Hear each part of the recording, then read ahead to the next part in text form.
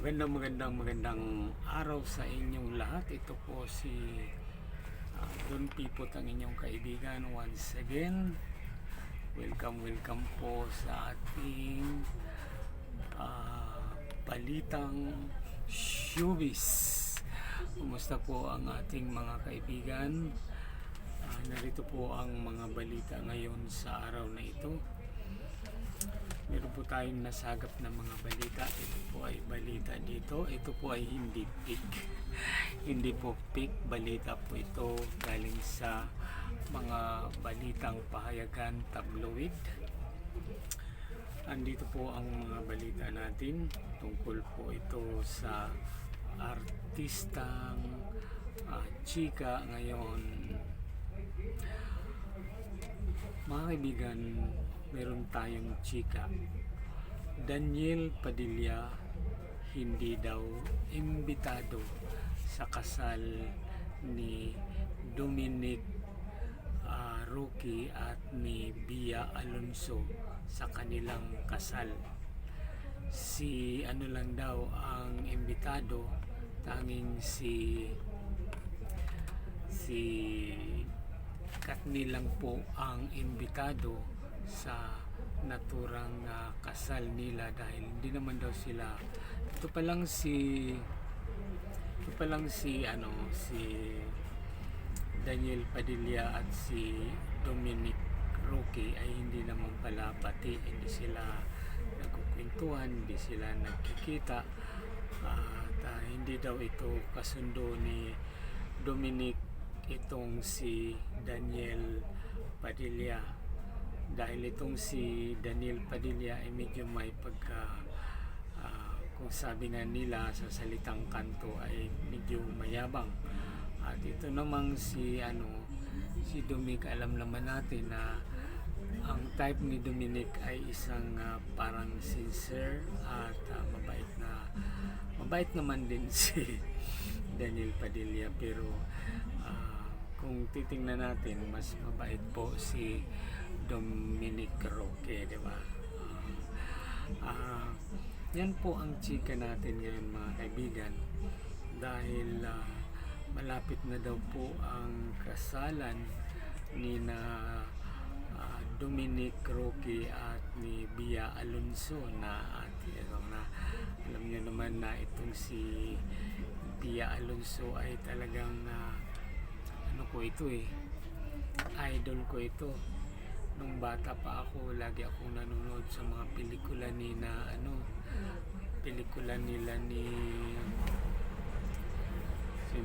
simbang artista si John Lloyd Cruz, di ba? Yun ang laging kapartner ni Bia. So akala ko nga, mga kaibigan, itong si John Lloyd at saka si Bia Alonso ay ang magkatuluyan, pero hindi naman pala. At di ba makikita ninyo sa kanilang mga movie ay talagang bagay na bagay talaga silang dalawa ni John Lloyd, itong si Bia Alonso, di ba? Hindi naman natin pagpatalunan na bawat pelikula nila ay kumita at tumabo sa pelikula itong sina John Lloyd at saka si Bia Alonso, di ba?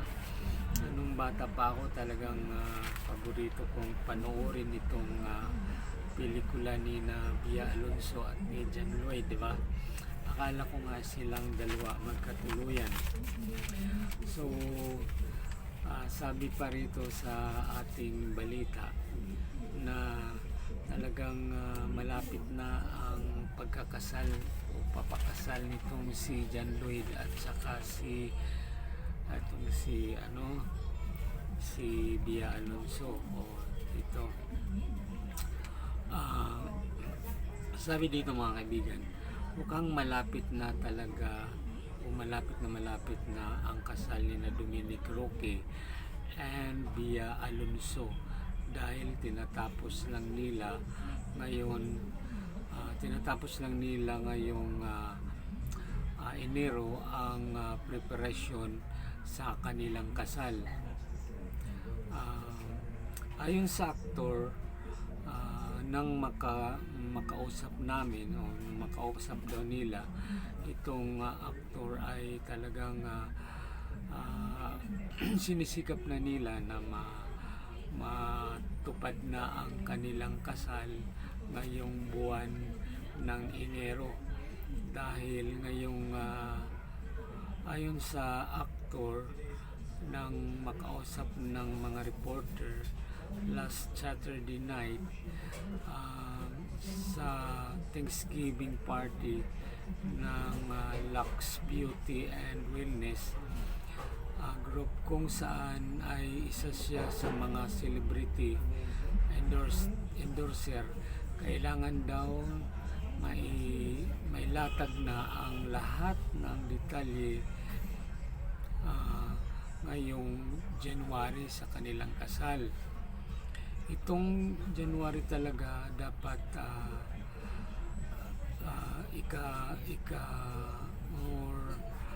ikalatag na ang lahat ng mga dapat nilang gawin sa kanilang pagpapakasal nilang dalawa ni Bia Alonso, sabi pa ni Dom. At nabanggit dito, natanong nga dito si Dominic kung imbitado ba nila ang Katniel Love Team. Sabi naman, tugon ni Dominic ay si Biala or si Kathleen lang o Catherine lang ang imbitado nila sa kanilang kasal, kasi sabi sa rason at katwiran ni Dominic ay hindi naman daw sila close ni Daniel. Close lang sila si Catherine Bernardo at hindi daw nila ka-close si Daniel Padilla. So walang hindi pala imbitado itong si Daniel Padilla sa kasalang Dominic at Bia. So na lang, kawawa naman itong si Daniel. No, diba? At talagang wala na, ito na yata ang pagwawakas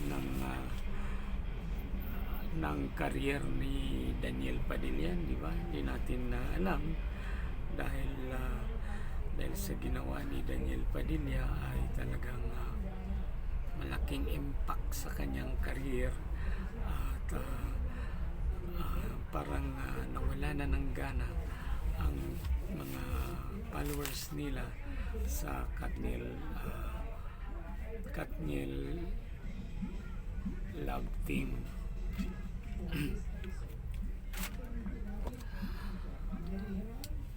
At narito pa nga ang balita ngayon, mga kaibigan, sa araw na ito. Ay sabi dito sa balita ay bugbog na bugbog ngayon sa mga buzzers ni Daniel Padilla matapos kumalat sa social media ang kaniyang pagiging two-timer kay Catherine Bernardo. Bad shot siya sa mga diehard fan ni Catherine Bernardo. Tuluyan ng nabuwag ang tambalang Catherine o Katniel at ayaw na rin ni Catherine na muli pa silang magkasama ni Daniel sa anumang projects na naunawaan o naiwan ng mag-isa sa Aries si Daniel Padilla at hindi siya hindi siya sanay sa walang katandem.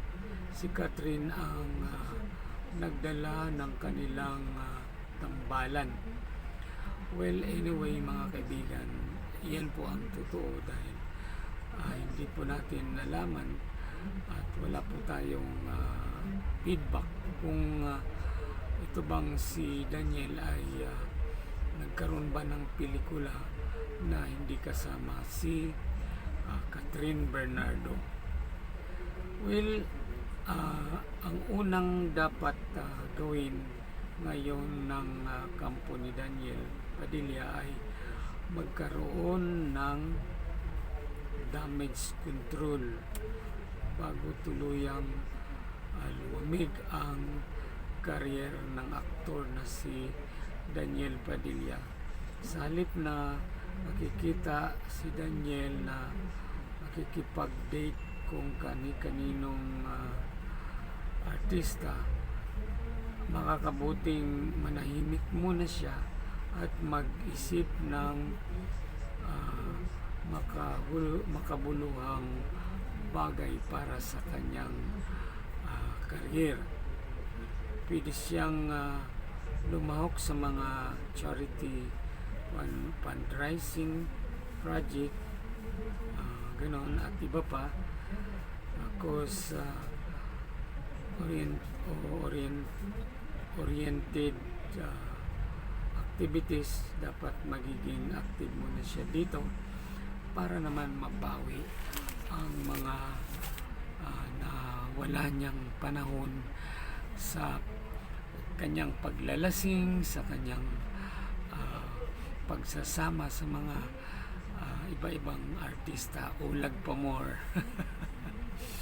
Yan kasi ang leksyon sa kay Daniel Padilla, na inuuna muna ang kalandian, ang kakatihan. Kaya siya ngayon ay talagang down na down.